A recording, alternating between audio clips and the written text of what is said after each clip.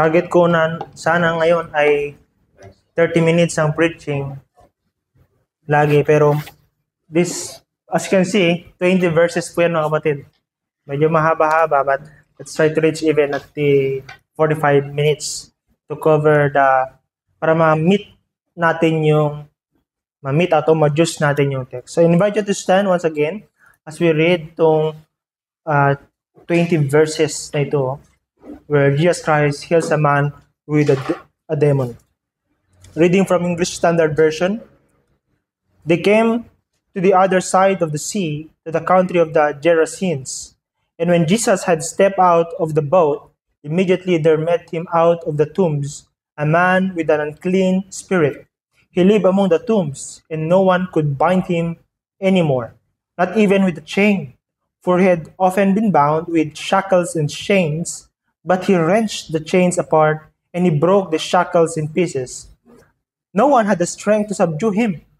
Night and day, among the tombs and on the mountains, he was always crying out and cutting himself with stones.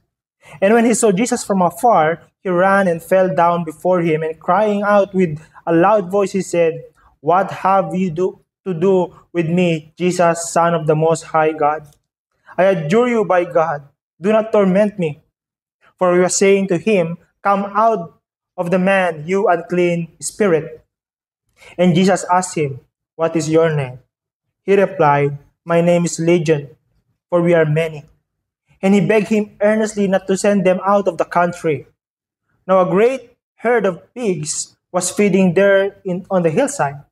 And they begged him, saying, "Send us to the pigs, let us enter them." So he gave them permission, and the unclean spirits came out and entered the pigs. And the herd, numbering about 2,000, rushed down to the steep bank into the sea and drowned in the sea. The herdsmen fled and told it into the city and in the country. And people came to see what it was that had happened. And they came to Jesus and saw the demon-possessed man, the one who had the legion, sitting there, clothed in his right mind, and they were afraid. And those who had seen it described to them what had happened to the demon-possessed man and to the pigs.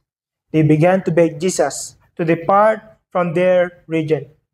As he was getting to the boat, the man who had been possessed with demon begged him that he might be with him.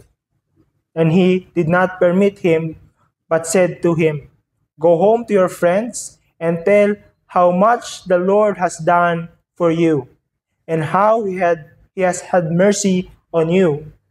And he went away and began to proclaim in the Decapolis how much Jesus had done for him, and everyone marveled. Thank you, Panginoon, sa iyong salita. Pwede na tayong umupo, mga kapatid.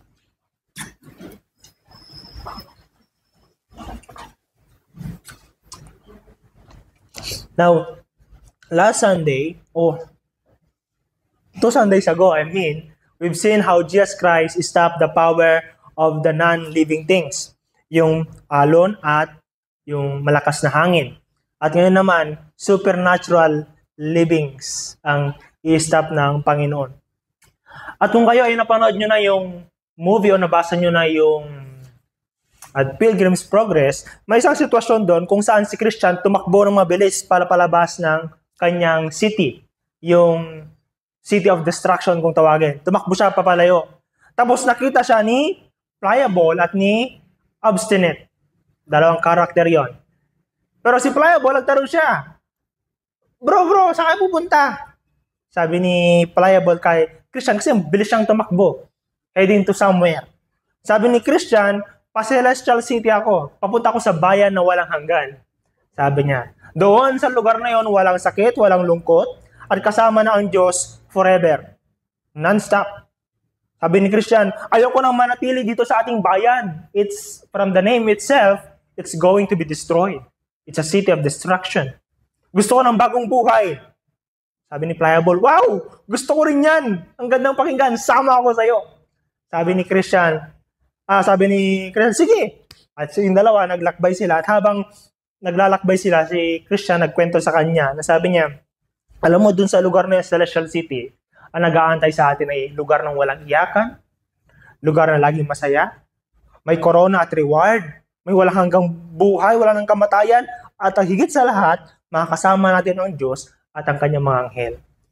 Sabi ni Pliable, ang ganda naman dyan. Kung ganyan pala, huwag na tayo magtagal-tagal, mag-apura na tayo, double time sa pagtakbo at paglakad. Pero sabi ni Christian, teka lang bro, hindi madali ang daan. May pagsubok, may hirap na pagdaraanan, pero tiwala lang because we will get there.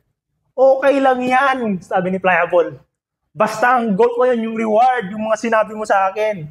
So, bilis-bilis sila naglalakad, hindi sila naging careful, bumulusok sila pababa at napunta sila sa kung tawagin ay slope of this pond. Putikan, na mababaw, pero maputik. Babaw siya. At mahirap makaalis. Tapos sabi ni Pliable, ano ba to? Ito ba yung sinasabi mo sa akin? Ito ba yung nag-aantay? Kung ganun pala, hindi na ako magpapatuloy. Hindi lang kay Christian at kay Pliable nangyayari yon. Because a lot of people want to be part of the Christian journey as long as you present them heaven and heaven only. At pag may mga bagay silang unexpected na nangyari along the Christian journey, nanampalataya na sila, ay wala na pala, out na pala ako. Akala ko heaven, pero bakit may putikan? And that's happened. When you present the Jesus who is loving, who is forgiving, abay, tatanggapin niya ng mga tao. Jesus na nagbibigay ng eternal life and remove the guilty feeling, okay, give me that Jesus, I want Him. But then, nakilala na nila si Jesus Christ, at si Jesus Christ may mga bagay na ginagawang unpredictable at hindi expected. Okay, teka lang. Wala ito sa pinirmahan nating kontrata. Bakit ibang nangyayari? Ibang Jesus. This message this morning ay entitled ko na The Jesus We Can't Handle. It's hard to figure out. Because unang-una, makikita natin sa ating kwentong binasa kanina, from verse 1 to 5, this kind of Jesus that the Bible proclaim or Mark proclaim is someone who defies boundaries of culture and of chances. Una, sinabi sa atin, itong sitwasyon na ito ay unlike the other situations sa may verse 2, 3, and chapter 2, 3, and 4. Kasi si Jesus Christ, nagbi-minister siya around Israel lang, sa mga Jewish communities. But now, pumunta siya sa lugar ng mga Gentiles. Mga tao na tinuturing ng Jewish religion, mga Pharisees, na mga madudumi. In fact, binasa nyo kanina sa may verse 5, may baboy nga doon eh. At yung baboy para sa kanila ay madumi. At pumunta si Jesus Christ. Doon pa lang, may brinake na siyang expectation and boundaries ng kanilang religious community, ng Jewish community. He went there, sa lugar na yon. Sa isang lugar kung saan mayroong isang lalaking sinasapian ng napakaraming demonyo. Para sa mga taong bayan, yung taong yon ay wala ng chances. In fact, sinubukan nila yung kanilang mga pwedeng gawin. Ano sinabi? Kinadenahan siya, tinali, pero ang ginagawa ng taong to, winawasak niya lahat. Pagkalakas. Kasi kung kayo nakakita ng sinasapian, nung bata kami, may na-witness ako na 4 na lalaki yan, babae yung sinapian ha. Babae, natural, mas malakas ang mga lalaki. Babae yung sinasapian at hindi naman siya ganun kalakihan, petit. 4 na lalaki, pero hirap pa rin sila. Because demons, kahit isang demonyo lang yan, napaka-powerful. At dito mga kapatid, base sa pagkakabasa natin kanina, hindi lang isang demonyo to. Kaya ganun siya kalakas manira ng kadena. Ang iniisip ko ngayon, anong itsura ng kanyang katawan? Gayong bakal ay winawasak niya. Na-imagine niyo yung kanyang katawan? Pasa-pasa yun. Masakit. Yung mabundol ka nga lang, sakit na. Wasakin mong kadena. Hindi sa iyong sariling kapangyarihan, kundi sa kapangyarihang spiritual na nalaytay sa'yo. Parang Hunter x Hunter, no? Nen. Mayroong something power na nalaytay sa kanya. At yung mga tao, tapos na kami dyan. Because in verse 9, bilanggit dyan na legion ang klase ng demonyo na nasa kanya. Sabi ng mga tao, hopeless na yan and irredeemable. Kung ipapagamot natin yan sa albularyo, naku, ilang asin sa katawas ang gagamitin dyan. Lugi. Isang tao lang yan eh. Kaya naman, hayaan lang natin siya. As long as nandyan lang siya sa malayong lugar, sa mga burol at sementeryo, at hindi siya nag-i-interfere sa ating ordinary way of living, that's okay. We can live as usual. Pero itong taong to, kahit possess siya, merong something sa kanya na humatak papalapit kay Kristo.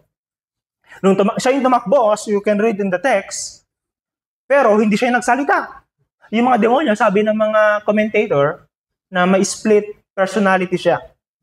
Kasi hindi niya na alam sa dami-daming demonyo na sa kanya, yun ang ibig sabihin, ang number ng legion, mga kapatid, sa Roman army, 5,000 to 6,000 numbers of demons. Gaano kadami yan? Hindi yan bipolar. Bipolar, dalawang personality. 5,000 to 6,000 number of demons in one body. Now imagine kung anong itsura ng taong yon. Sinasaniban siya ng ganong kadaming demonyo. Pero tumakbo siya kay Kristo. Although hindi siya nagsalita, yung mga demonyo ang nagsalita. Mga kapatid, hindi pa ito takbo ng pananampalataya. Ito'y takbo na nag-uudyok sa kanya mula sa kalooban. Ito'y takbo ng puno ng pagkatakot at paghihirap dahil sa klase ng presensya na meron sa lugar. And this presence is the presence of Jesus. Kinanta natin kanina, who can make kings bow down? These are not kings, these are demons. Who can make these numbers of demons bow down? Only the one above them. And they recognize that the presence na tumawid mula sa ibang lugar, tumawid ng lawa ng Galilea, ay presensyang hindi pangkaraniwan. It's the Son of the Most High God Himself. It's the Son of the Most High God Himself, sabi ng mga demons. Pumunta sila kay Jesus. And si Jesus Christ, again, our Lord, He did not only break the cultural barriers, but the chances of winning against these 5,000 to 6,000 numbers of demons. Pinunta niya yung tao. He defies these things. At sa panahon natin, mga kapatid, kinaman agad. Sa panahon natin, wala nang sinasapihan siguro ng 5,000 to 6,000 number of demons, no? Wala pa tayo na-encounter na gano'n. Ako, wala pa ako na-encounter. Pero may mga tao sa ating kapaligiran, maybe sa inyong community, mga kakilala ninyo, mga kaibigan ninyo, na marahil tinitignan na hopeless na masyado. Masyado ng makasalanan, masyado ng lulong sa bisyo or some kind of practice or habit, masyado ng pasaway, masyado ng confused at ginawa mo na siguro ang lahat ng pwede mong gawin, pero wala pa rin mangyaring resulta. Gaya ng ginawa ng mga tao sa may verses 1 to 5. The question is this, pupuntahan pa rin kaya sila ni Jesus? Sa ating kwento, yes, pinuntahan pa rin ni Jesus Christ itong lugar na ito, kahit na mayroong cultural, traditional barriers, ang mga Hudyo at mga Gentiles, pinuntahan niya pa rin. In fact, hindi lang siya yung pinuntahan ni Jesus Christ. Pinuntahan din kayo ng Panginoon. Inabot niya kayo. Kung broken ka, lost, confused, at nagre-rebelde pa noon, you're here. Because Jesus Christ crossed the boundaries. He came to you. Ang isang Kristiyano, isang tao, alam kung saan siya nanggaling. That's a Christian. At alam niya din kung paano siya inabot ng biyaya ng Diyos. Because a Christian, how he became a Christian, he will say, si Jesus, Diyos nagkatawang tao upang abutin ako. This Jesus defied the systems of religion so that saving grace ay maabot ako. That's why I'm here. Because the Son of God came to this world. And He made me His Son. Another thing na itong Kristong ito, kung bakit hindi siya natin kayang i-handle as humans on our own, because Jesus Christ is the kind of Jesus that casts out legions of demons. Ito na yung ginawa niya, mga kapatid, sa may verses 6 to 13. Nilapitan siya ng lalaki, nagsalita ang demonyo, yung lalaking lumipat, nagsalita ang demonyo, at then may mga baboy. And si Jesus Christ, pinalayas niya ang mga demonyo papunta sa mga baboy at nalunod ang mga ito. You know the amazing thing here? Hindi pa umikot si Jesus Christ sa lugar na ito, ng Decapolis. Yung Decapolis, yun yung probinsya na kinalalagyan ng Gerasenes. Pero yung mga demonyo na nandito, kilala siya. Alam ng mga demonyo kung sino si Jesus. This shows us that knowing Jesus doesn't automatically mean you have faith. Pwede mong kilala si Jesus Christ, labas ka dyan, magbe-bare months na naman, alam nilang pinanganak si Jesus Christ sometime in the history of the world, yet pwede yun, pwede talaga na ma-describe mo si Jesus Christ faithfully in the Bible, and yet it doesn't mean that you have faith. You may even recognize Him as the Son of the Most High God. That's God Himself. Pero it doesn't mean you have faith. Because faith ay hindi lang head knowledge. It's about cherishing Jesus and clinging to Him as your treasure. Contrary sa ginawa ng mga demonyo. Takot sila kay Kristo. But the Christian, knowing that even Jesus Christ, yes, He is holy. He is the Son of the Most High God. But at the same time, He is my Lord and Savior. He forgives me of my sin. He's my confidence actually. Kung bakit ako nagpe-pray.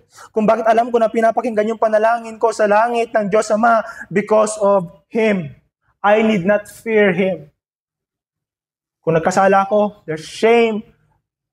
But Jesus Christ assures me of cleansing blood. Now, isipin niyo mga kapatid, yung lalaki na merong 5,000 to 6,000 demons sa kanyang katawan. Isipin niyo yung kanyang emosyon, yung kanyang confusion, and dahil sinusugatan niya yung kanyang sarili, imagine niyo yung kanyang kamay, paa, or katawan. Can you imagine him? Sana no?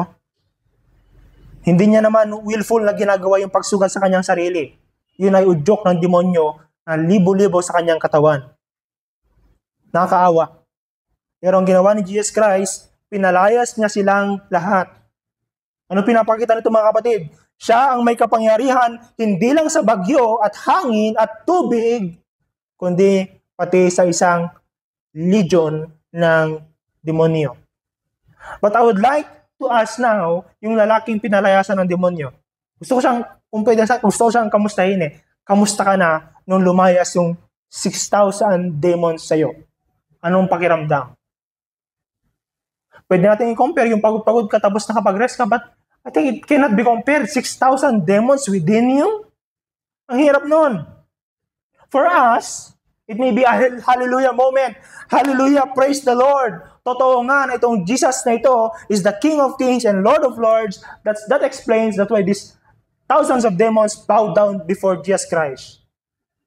Pero para sa mga nakakita mga kapatid, doon sa nakawitness ng pangyayari, hindi ganon yung reaction nila. Natakot sila. I don't know sa mga disciples kasi hindi sila dinescribe dito. But we've seen in chapter 4 na yung mga disciples, nung pinatigil ni Jesus Christ yung bagyo, natakot din sila.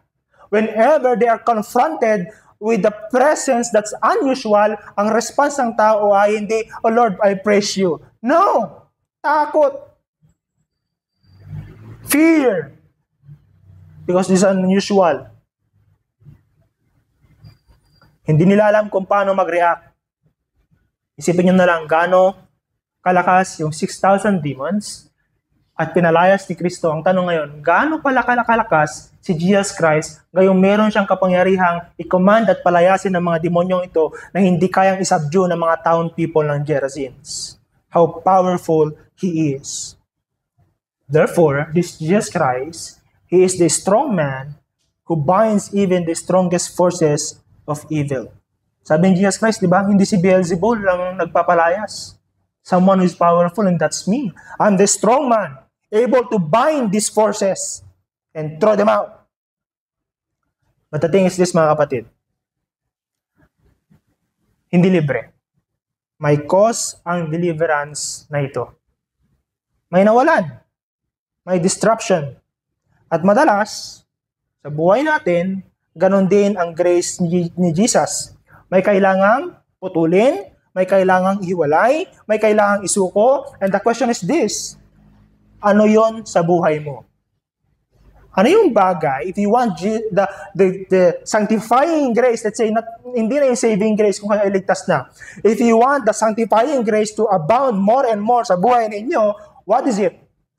that needs to be cut off, need to be surrendered sa buhay mo.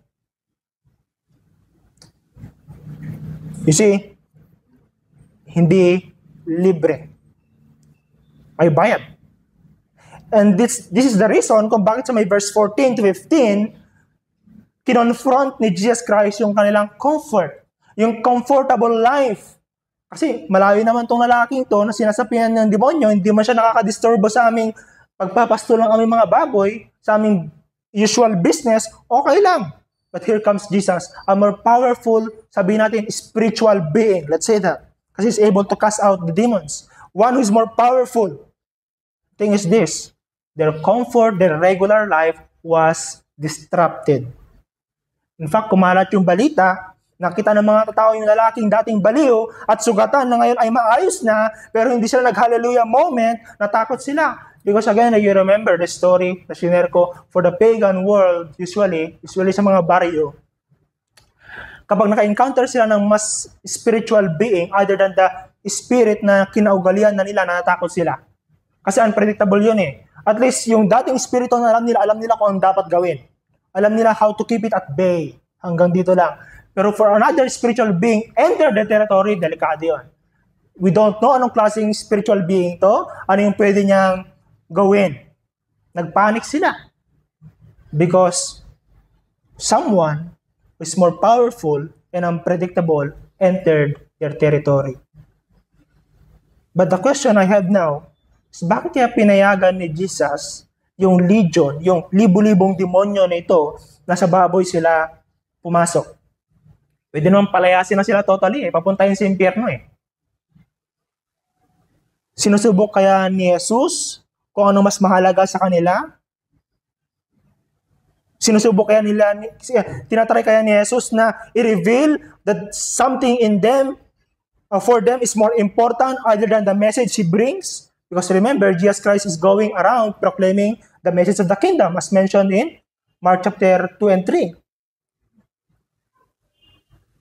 Pwede. Pero pwede natin tanongin na Jesus, pwede naman kasi nagpalayas ka na lang ng demonyo eh. Hindi mo na sana sinira yung kanilang kabuhayan eh. That's their question and that's my question too. But nung tinatanong ko habang nag-study ako, hindi lang sila yung na-reveal yung kanilang value, even me. Because looking at those pigs, mga kapatid, alam nyo kung magkano yun sa panahon natin? Nasa 30 to 35 million pesos yung nawala. Napakalaki. Pwede ka na mag-retire nun. Pwede ka na mag-happy life. At yun yung nawala. You see, yung ginawa ni Jesus Christ confronted their values and our values too. Alam ni Jesus Christ na may economic loss yung kanyang deliverance na ginawa. Pero hinayaan niya pa rin niya. Bakit? Para ipakita sa mga taong to kung ano talaga ang mas mahalaga para sa kanila. Masaya ba sila nung gumaling yung tao? Nag-hallelujah moment ba sila? No. Mas naging concerned sila sa mga nawalang baboy. You know, the fact na pinalayas nila si Jesus shows that they couldn't accept a kingdom na pinoproclaim ni Jesus Christ, the kingdom of God na sinasabi niya, the kingdom of God is here. They couldn't accept that because in that kingdom, people, regardless of their social status, regardless of their education, people matters more than any material thing. Hirap yun. People matter more than business. People matters more than profession. Hirap na. Lalo tayo kapag yung security natin ay nandun sa ating material things and profession and businesses, we can accept that. But here's Jesus disrupting that. There's this question na itong kwentong ito ay pinapersa tayong harapin ngayon. And it's hard to answer this, let me tell you mga kapatid. It may be easy now because we are not in the situation. But, you know, when this question is asked, It gives us the reason to ask for God's grace, to be dependent on God's grace, so that masagot natin itong tanong na to. If Jesus disrupted your income, your routine, your comfort zone to save someone's soul, be it in your family, friends, or workplace, if Jesus do that, would you let Him? Would you? The thing is this, even if you wouldn't let Him, He will do it anyway. But if you let Him, you can share in the joy. Imbis na masayangan, magagalak ka. But if you wouldn't let Him, He will do it anyway, matatakot ka lang. So share in the joy of Jesus. Because Jesus is someone who value the person over properties. Yun ang mga kapatid, para sa mundo, ang baboy ay asset. Di ba, Sis Michelle? Nakakalungkot pag nawalan. Namatayan, malungkot talaga kasi you gave money, effort sa paglilinis ng kulungan, nag-invest ka sa feed, sa pagbili ng biik. Mahirap. Asset yun. Pero kapag para kay Jesus, one lost soul, one broken person is worth more than an entire piggery. Hindi lang piggery ito 2,000 to But doon tayo mas nakaka-relate. Piggery. Sabi ni Jesus Christ, what shall profit a man if he gains the whole world but loses his soul? One man. Whole world, one man. Para kay Jesus Christ, mas mahalaga sa kanya ang isang buhay. Sa if secretly healed yung lalaki, doon sa sementeryo, sa kabundukan, malayo yung piggery, malayo yung mga pastol, hindi nila na-witness yung pangyayari. If secretly healed yung lalaki, baka hindi nalaman ng komunidad o yung Gerazin area yung pangyayari. Hindi nila malaman. But yung pagkamatay ng mga baboy ay naging dahilan, kaparaanan para kumalat na mabilis yung balita. Ang balita ng mga tao, someone was rescued, someone is delivered. Ay, anong gusto niyo mauna? Good news, bad news? Good news is this, nakalaya na yung, naalala niyo yung lalaki, na kinukulong natin pero lagi nakakatakas, nagwawala. Well, okay na siya. Pwede na siyang bigyan ng trabaho. Pero alam niyo, kung anong bad news, wala tayong may bibigyan ng trabaho. Kasi wala na yung mga baboy. You see, it is as if me saying, I am redeemed, I am forgiven, I am made righteous by God. But the question is this, how and at what cost? The redeeming work of God doesn't come libre. It will always come with a great cost. And in fact, it came with a great cost, the blood of Jesus Christ, my Lord. You see, Jesus, our Lord, was not rejected for doing nothing. Hindi siya pinalaya sa lugar ng Gerazins because he's not doing anything. In fact, he did something. Pero yung ginawa niya ay too holy, too costly, too confronting. At ito yung kinagalit ng mga tao. Masyado siyang nakakaistorbo. Sa panahon natin, si Jesus Christ ay masyadong totoo, masyadong mataas ang standard sa kabanalan, and people don't want that. So it's good to ask ourselves this question. Anong mas pinapahalagahan ko ngayon kaysa sa kaligtasan ng sarili ko, ng sarili kong kaluluwa, at sa kaligtasan ng iba? What is that, brothers and sisters? You see, if God owns everything, nothing is truly lost. You know that because in Psalm chapter 24 verse 1, sabi ng Bible doon, the earth is the Lord and everything in it. The earth is the Lord, pagmamayari ng Panginoon ito. And Jesus Christ, our Lord, mahalagang resources sa Kanya. You remember feeding the 1,000 people? Pagkatapos sa pakainin, sabi ni Jesus Christ, huwag niyong sayangin yung pagkain. Tipunin niyo pa rin. He's a steward. Ayaw niya nang may nakasayang na resources. Pero minsan, madalas, hinahayaan ng Panginoon ang losses para sa mga mas mahalagang bagay. Those bagay are things with eternal value. And Paul know that.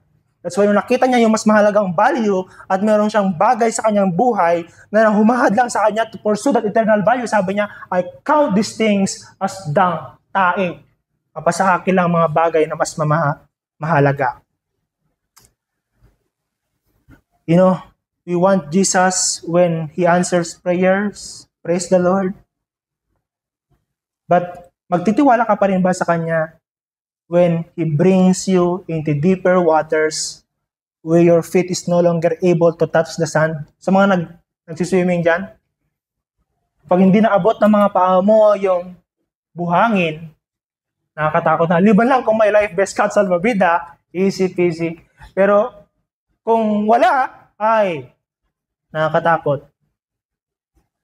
But are you going still to trust Him? Kung dinala ka niya sa mga sitwasyon o dadalhin ka niya sa mga sitwasyon na hindi mo alam kung ano nangyayari. Mga kapatid, trust Him now because this Jesus will surely bring you there. And hindi lang minsan yan, paulit-ulit yan na dadalhin niya. But the good thing is this, He will be with you. Again, gusto kong i-quote si C.S. Lewis dito nung dinescribe niya si Aslan. It's a picture of Jesus. Sabi na C.S. Lewis, this lion is not safe. In fact, he's dangerous, but he is good. He will do you no harm. He's good.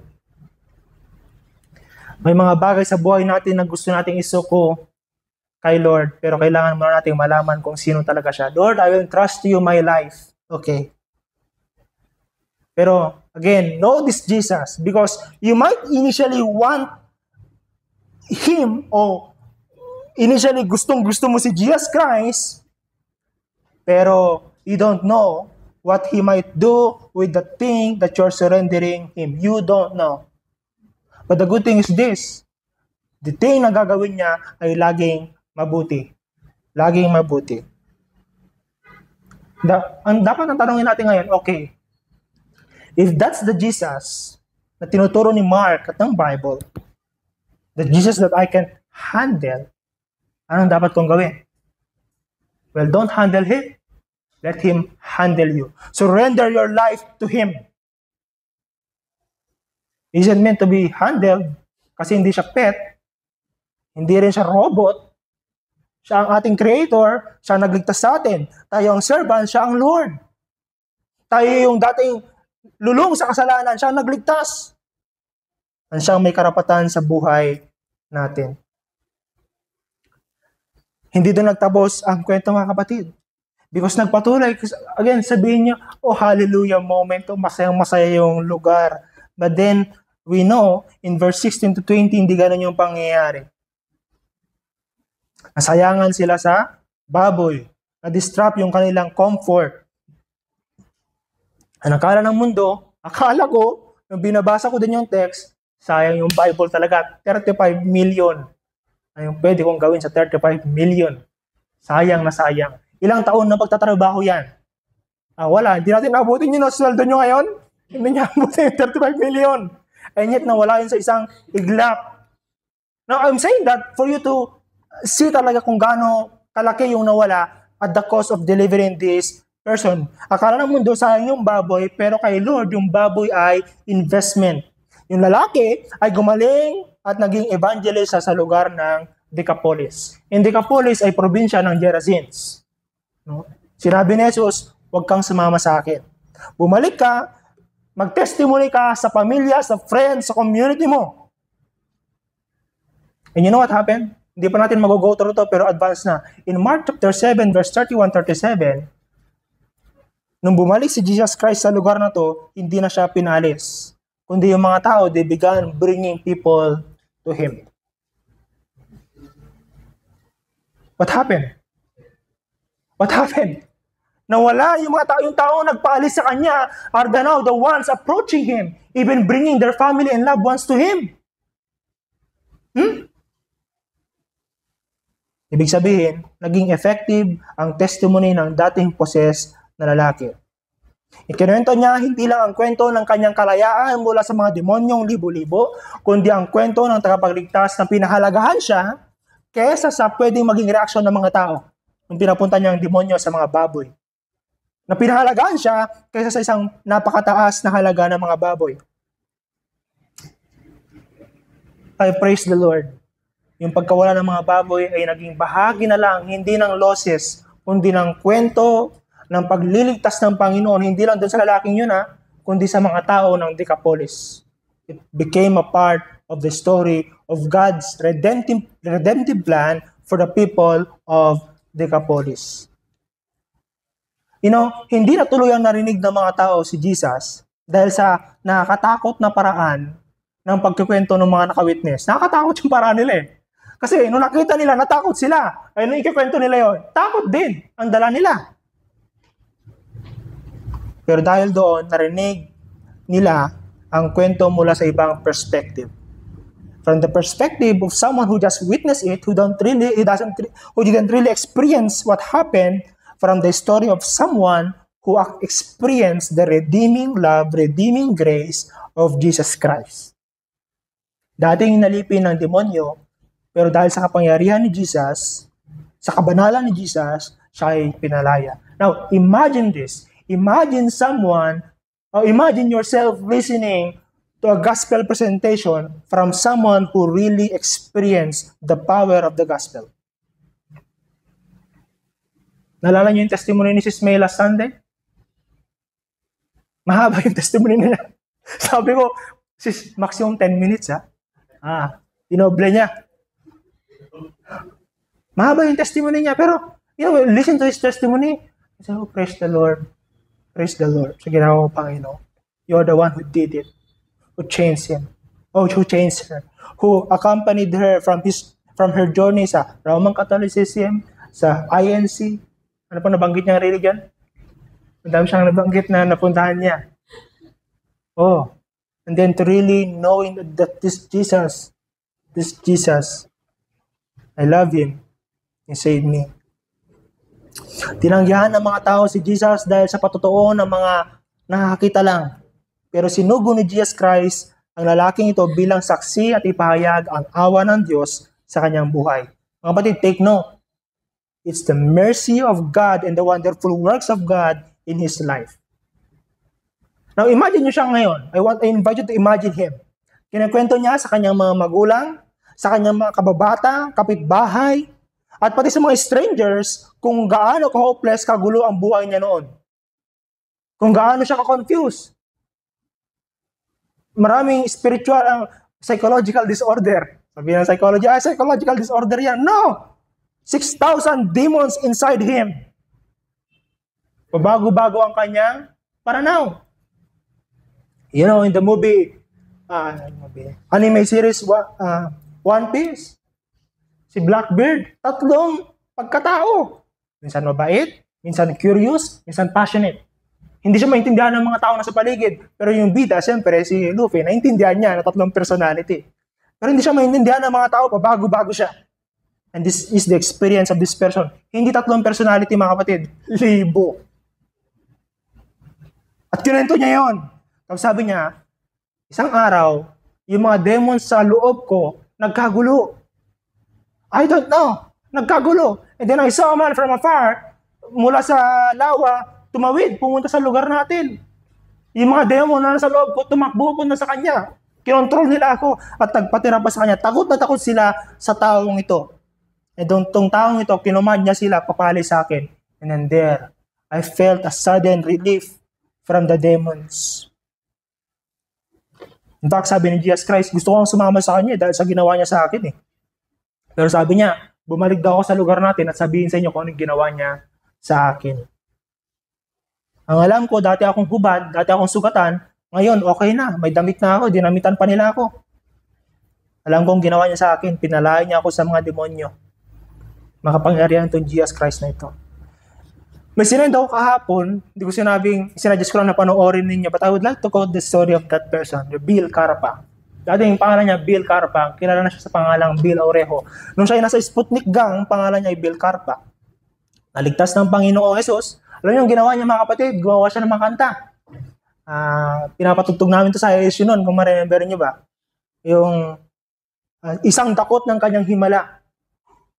Isang pagbabahagi. Mga kwento yun ang testimony ng kanyang buhay. Pumupunta siya prison to prison. Takot sila yung mga tao at may gustong bumanat pa sa kanya Kasi nga may mga napatay siya dati. Gusto nila maghiganti. Pero nalaman nila na itong si Bill Carpa ay nagpapahayag na ng mabuting balita. Wait, what happened? And they began to listen what happened. At marami sa kanila na-convert. It's a good story. I suggest na panoorin yun, mga kapatid. Makikita nyo dun kung kaano ka makapangyarihan talaga ang ebanghelyo ng Panginoon. That a leader of this deadly gang sa loob ng Muntinlupa ay kayang abutin ng Panginoong Hesus Kristo. Kinakanta niya ang ginawa ng Diyos sa buhay niya at sa pamamagitan ng ministeryo niya, maraming bilanggo nagkaroon ng pag-asa at lumapit kay Jesus. This bilanggo, ang nakikita lang nila lagi, patayan, riot, yung mga guard ng BJMP, tapos yung barbed wire, and then here comes light through the life of Bill Carpa or Bill Horejo. Ay, nagkaroon sila ng pag-asa. Pwede pala tayong maligtas through this person na bumago din sa bago ni Tropang Bill. This Jesus. I want to know Him. So, sa mga kabataan dito ba? O sa kayo ba na bago pa lang sa pananampalataya? Baka niisip nyo kasi, gusto ko na rin mag-share ng gospel. Pero di ko kabisado yung flow, di ko kabisado yung terms, how to share the gospel. Brothers and sisters, sapat na munang masabi mo yung kwento ng iyong conversion.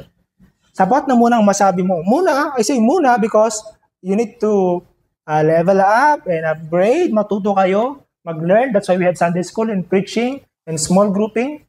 But as of now, sapat na munang may kwento mo na dati ganito ako. Wala kang pagpapahalaga sa Bible, wala kang pagpapahalaga sa pagsisimba, wala kang pagpapahalaga sa prayer.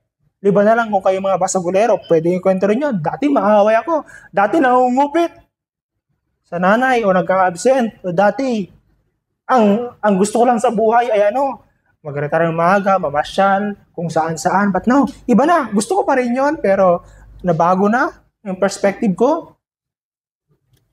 Kasi, one time, naimbitahan ako sa Bible study. May libreng merienda.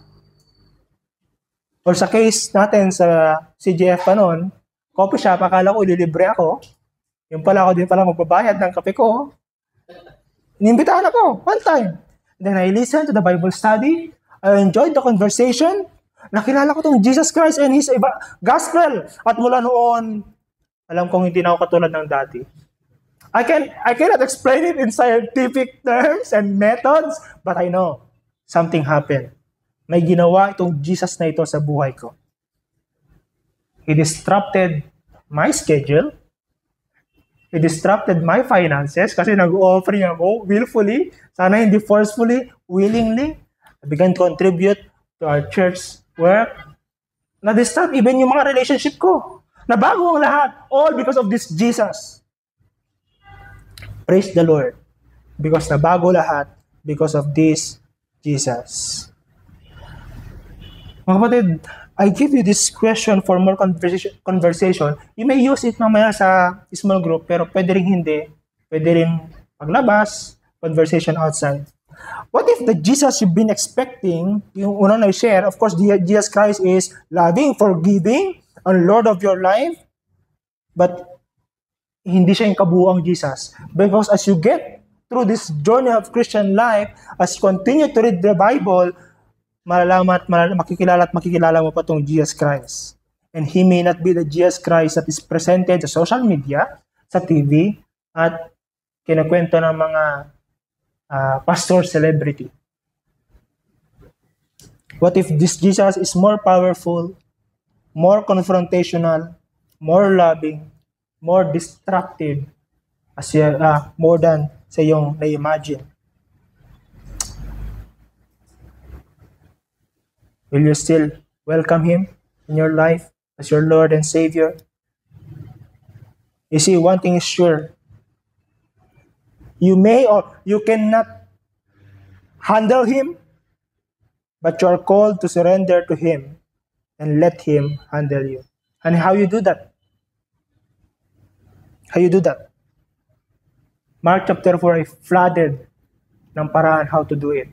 Pero isa lang yung paraan. You do it by faith. Yung sinasabi sa atin ng the previous chapters of Mark. You do it by faith. To believe in Him, that He is the Son of the Most High God. He is the Messiah who came to change the world.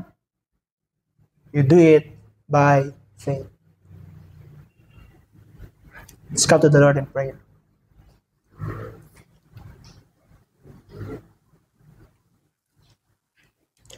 Oh, Jesus Christ, We ask you now forgiveness, O God, kung kami ay sumunod lang for convenience.